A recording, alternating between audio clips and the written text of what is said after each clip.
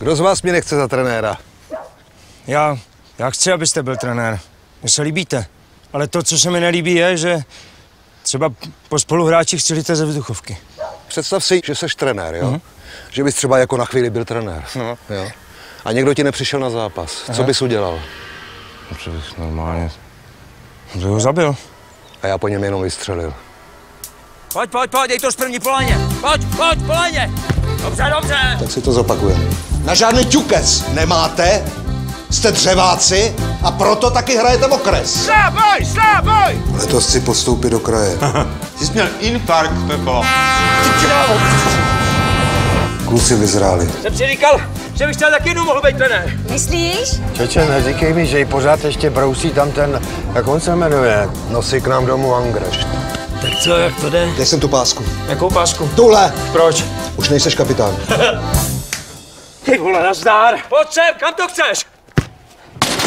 Konečně, ty vole! Konečně!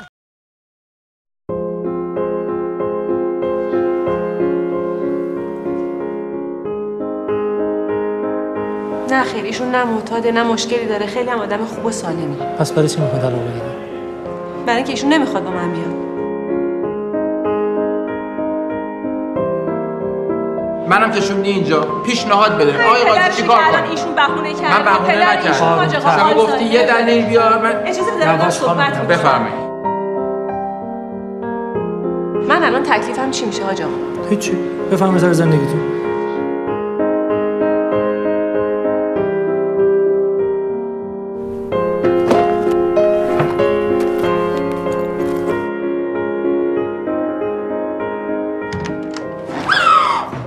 چیه؟ بابا خواب بود با در روش قفل کنی بری؟ داشت میمرد من رسیدم خانم بیا برو تو با این زنه امروز دعوا کردی؟ گفت زدیش تو. من زدمش. پس چه بردنش بیمارستان؟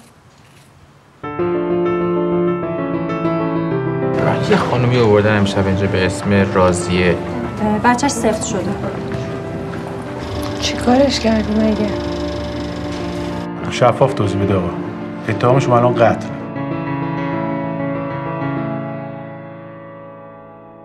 آقای عزیزی شست من.